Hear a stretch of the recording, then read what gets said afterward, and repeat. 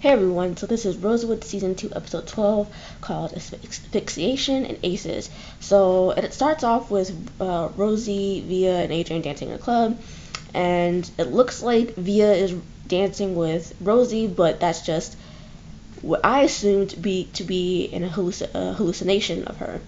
Adrian reveals that he's never been out in the field before, and he likes it in the lab, in the morgue. Um, so Rosie invites him along the next one, but Via's there is like, that is not happening at all whatsoever. So she's like, there's not gonna be two pathologists out together, and Rosie's date says, "What's a pathologist?" And so clearly this dude picked her up out of elementary school. Anyway, so elsewhere, a guy named Emilio is leaving Miami for Vegas, and is having a party for a celebration. The next morning, he's found dead in a trunk that was put in the pool. At Via's house, Adrian is there while Hornstock is there as well, and it's really awkward because apparently they have a schedule that Adrian is not going to be there when Hornstock is there, and Hornstock's going to be there when Adrian is there, but clearly nobody got the memo. At the scene, they figure out that Amelia tried to carve something into his chest before he died, and Rosie figured out that it was supposed to be the letter K.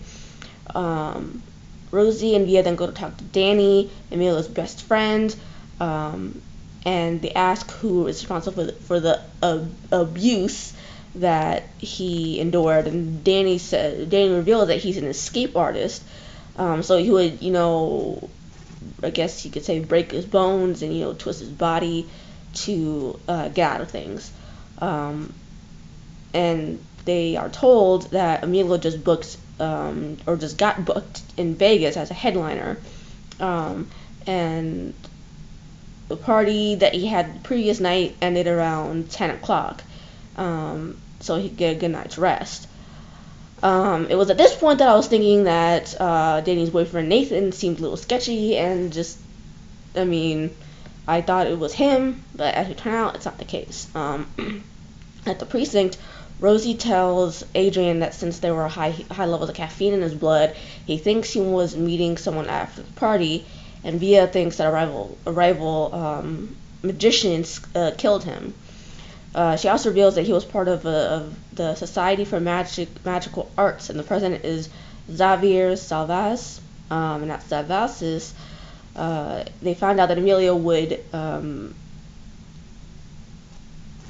report any member who broke the magician's code by selling secrets, and Salvas gives him the membership list. Via finds a name, a guy by the name of Christoph Cade. Pippi figures at the lab. Pippi figures out what the dander on Emilio was, and it was a diamond dove. It came from a diamond dove, but it's a bird mainly found in Australia. So clearly, not that many people will have that kind of bird, especially in the magician's world. Mitchie thinks the allergic reaction on Emilio's arm is plant resin, but he just needs to figure out which one. Via and Rosie go to where Christoph is performing magic tricks for pedestrians, see him using a diamond dove in his act, but Christoph spots them, gives him the slip, but then gets caught by Hornstock before he can get away. They bring him in, and Via gets caught out of the interrogation by Slade because she is getting very heated with Christoph. So he says he doesn't know why his first initial was scratched on into Emilio's chest, but he says he was in Cocoa Beach when Emilio died. In the elevator, Via stops the elevators, and her and Adrian start making the fuck out, but says they should enjoy the ride while it lasts. She didn't stop at just enjoy the ride. She went further and said while it lasts. And so Adrian catches feelings, or gets all in his feelings about it, but Via runs away. I don't blame him, because if you're gonna keep going back and forth between whether you want to be with me and you're all in about it, or and you act like you don't really want to be with me, then I'm not gonna like it too much. You're gonna have to make a decision. Either you want to be all in with me, or you can just be my friend. Sorry. So I feel Adrian on that point. Via then goes home and confronts her mother about keeping a secret about Hornstock. And she finds out Hornstock applied for another captain's job. So she confronts Hornstock about it, and he says he has mixed feelings about it, though. So she says that she'll make him take it, since being a captain is who he is. And we'll talk about that a little bit later, since that comes up pretty much at the end. Or, well, it comes up a few times, but it mainly comes up at the end. Via then tells Hornstock that Emilio started making huge deposits and withdrawals 2 months ago, and she thinks he owed someone money. It's not. It seemed like that was where it was going, but that's not where it went whatsoever. Pippi then identifies that the allergic reaction on Emilio's arm is from a tree called Pachira aquatica, which is native to Central and South America. And Emilio had high levels of oxygen in his blood, like not higher normal amounts of oxygen than what a normal human is supposed to have. Donna then asks how the vetting of Adrian is going, and Rosie's like, it's going well, but I'm taking it slow since Via's been hurt before, and immediately they all say that he is on to phase 2, which is a one-on-one with Adrian, which proceeds into the next scene where Rosie takes Adrian to a casino. And Adrian reveals he can't figure Via out, since one minute she seems to be all in, and the next she's making her Mr. Right now, instead of Mr. Right. Rosie tells Adrian that they aren't gonna at the casino just to have lunch. A little bit later, they are there because he thinks Emilio came to this casino frequently to make quick cash. Rosie reveals the casino got in trouble for pumping high-end O2 into the building to keep players awake, and that there is a Pachira aquatica tree inside as well, not too far from them. Rosie hears a waitress speaking Portuguese and tries to sweet talk her into letting them go to visit the security room, but strikes out. Adrian then talks to her in Portuguese, which that's a bombshell that nobody was expecting. And she seems to have changed her mind, but actually calls a bunch of security guards over. Via then comes in, all disappointed, as she should be, and flashes a badge, and they get the surveillance videos. They see that Emilio is at the casino and figure out he was on not only winning each hand, but he was basically cheating. They also see Danny's boyfriend Nathan on the video as well, and decide to go find out why he lied. They bring Nathan in, and he reveals Danny has been keeping something from him, and try to get Emilio to find out, but Emilio wouldn't do it. Nathan then punches him and says he wouldn't kill Emilio. Hornstock then calls Rosie out and tells him he knows where Emilio's money was going. He was making $1,000 in medical bills, but his autopsy clearly showed he had nothing wrong with him, whether it was illnesses, prolonged illnesses, or recent surgeries. So Hornstock thinks Danny must know something. And I was thinking her ass was pregnant, and he was paying the OBGYN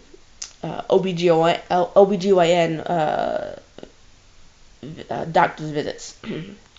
But that's not the case. First, before we figure out what she's suffering from, Mitchie figures out that someone of Emilio's size and weight could use up all the oxygen within the trunk in 5 minutes. And since Emilio could hold his breath for an extra 5 minutes, there was no reason why someone his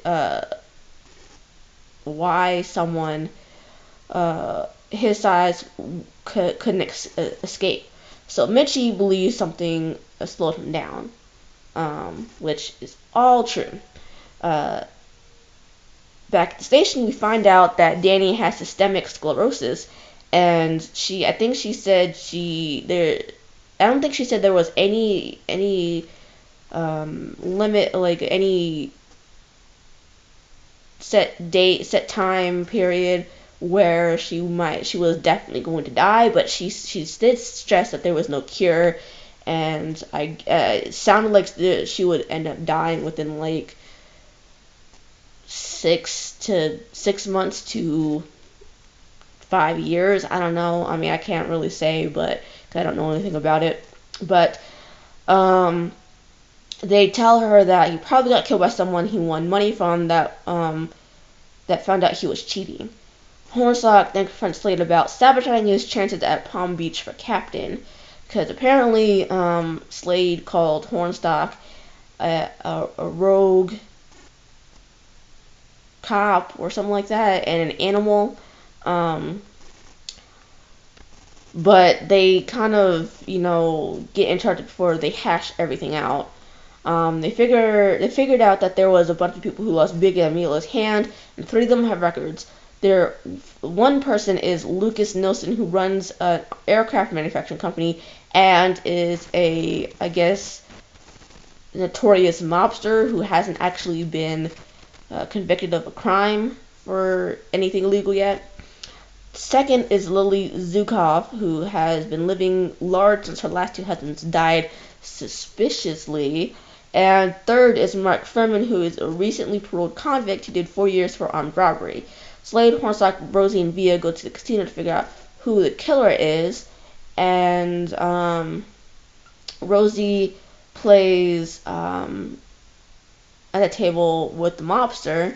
Slade is about to sit down with the heiress, but Hornstock swerves him hard because he's still caught up in his feelings about what happened before, and steals it from under him, forcing Slade to deal with the ex-con. Pippi and Mitchie go to Amelia's apartments as Rosie, Villa, Slade, and Hornstock go to the casino.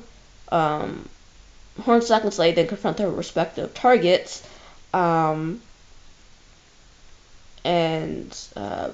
before you get any word about what happened there, Mitchie thinks he smells almonds, but Pippi doesn't believe him.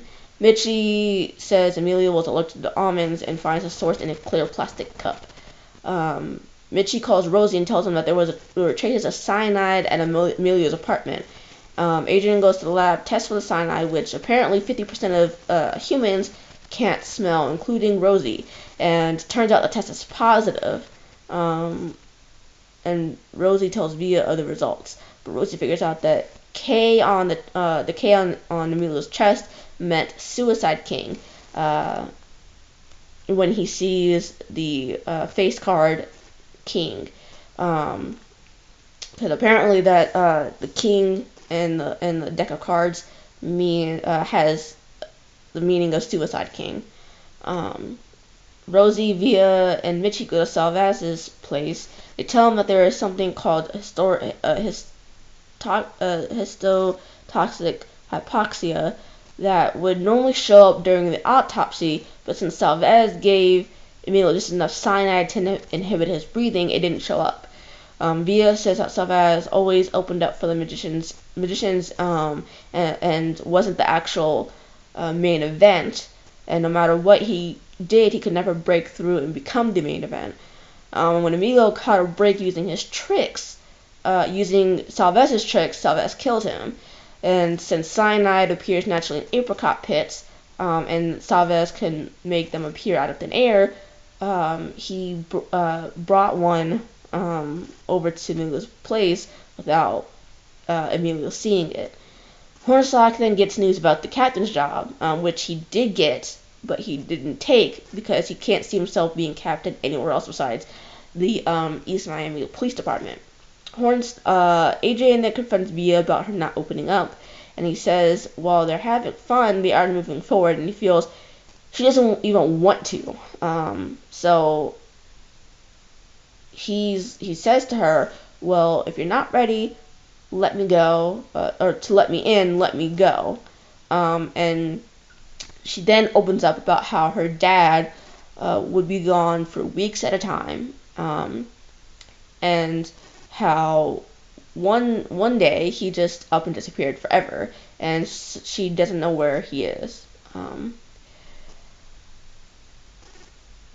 he also would tell her what she wanted to hear, but what she really wanted was for him to she just wanted him and just be there and stuff. Um, and because of that, she has learned not to count on people, and that still holds true today. Um, but thing is, she doesn't know where she is, but she wishes she didn't care where he was, but she does.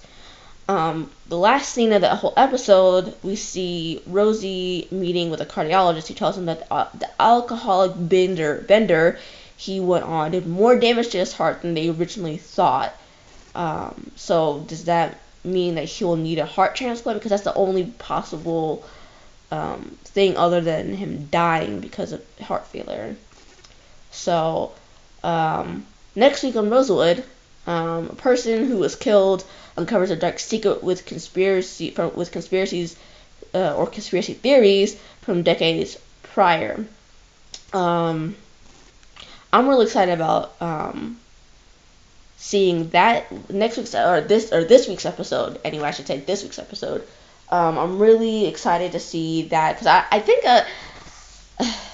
I'm really big on conspiracy theories and making conspiracy theories myself. So I'm really excited to see how that plays out. But for some reason, I'm not really that. I'm not gonna hold my breath because Rosewood has let me down a lot this season.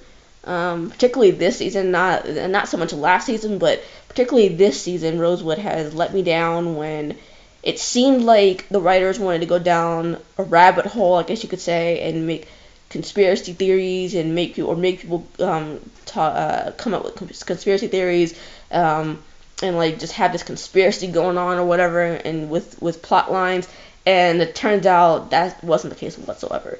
So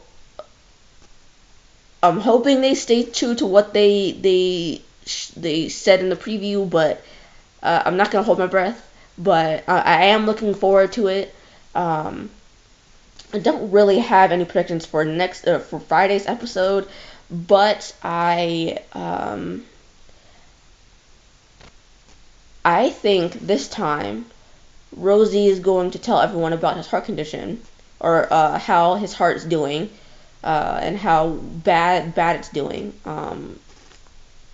sooner rather than later, because of because he has a good support system, and so I think he will tell everyone about it, and they will rally around him, and Donna's gonna look diligently for a heart donor for him in the coming weeks or months, however long it will take to get him a new heart.